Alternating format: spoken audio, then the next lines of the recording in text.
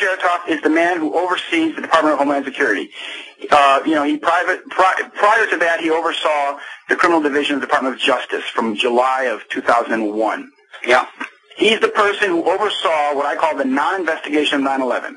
Yeah. He's the person, as the U.S. Attorney for the District of New Jersey, he's the person who had control of the evidence and prosecution of the first bombing at the World Trade Center.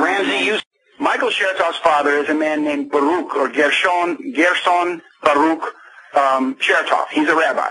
And then he's got an uncle Mordechai, who's also a rabbi.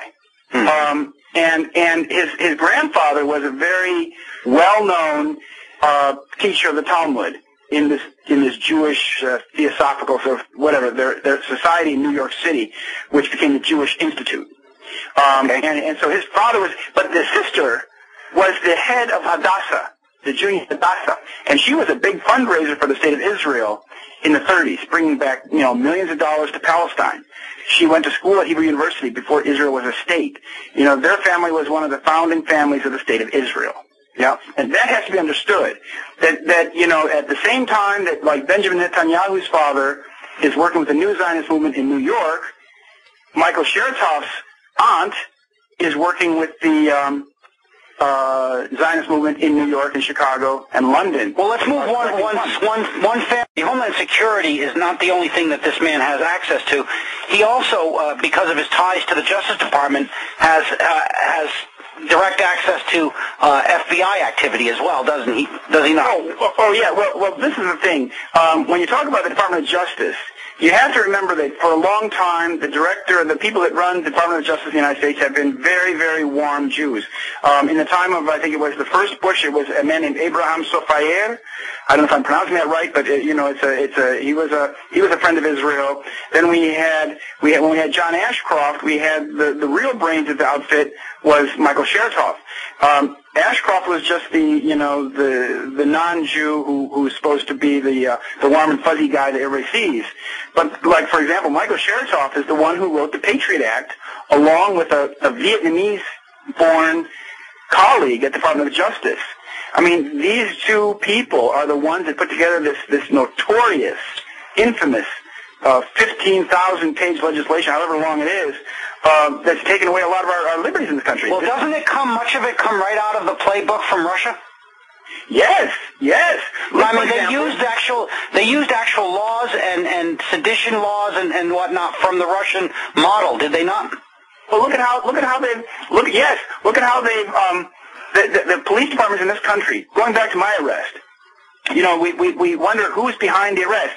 But all of the police departments today in the United States communicate with the Department of Homeland Security. In every police department in the United States, there is an official, usually the chief or a high-ranking lieutenant, who corresponds, who is the liaison with the Department of Homeland Security. So I identify Chertoff as a Russian Jew. And if you realize, in the Soviet Union, it was a capital offense to identify a Jew as a Jew. You could not call Vladimir Lenin a Jew. You could not call somebody a Jew if they were not a Jew.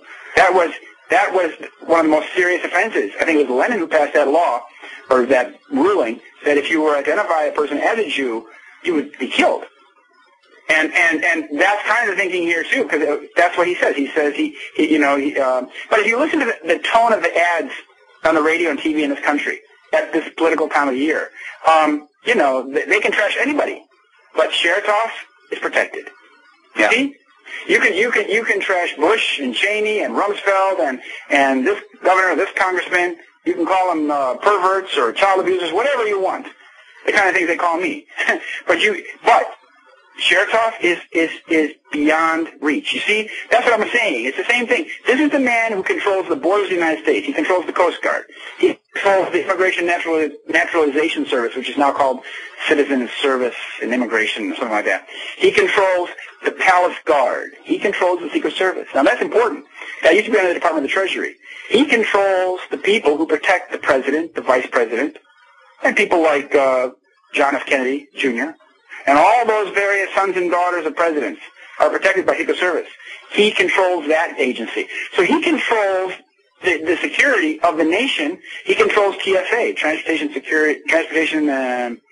whatever it's called, TSA, Transportation Services Agency, whatever. Well, the TSA, right? Yeah, that's right. At the airport. Yeah. He controls, and so he controls the borders, if you will. He controls this new apparatus like we were talking about. Who gets to get out of the country? Who gets to get in the country? I mean, you know, this guy is in the highest seat. He controls who protects and how they protect the President of the United States. So like I said in one of my latest postings, I said, well, you know, it's a picture of Bush and Chertoff, and I said, well, Bush better be smiling. He better smile. You know, cross your eyes at Chertoff, and you might be dead tomorrow.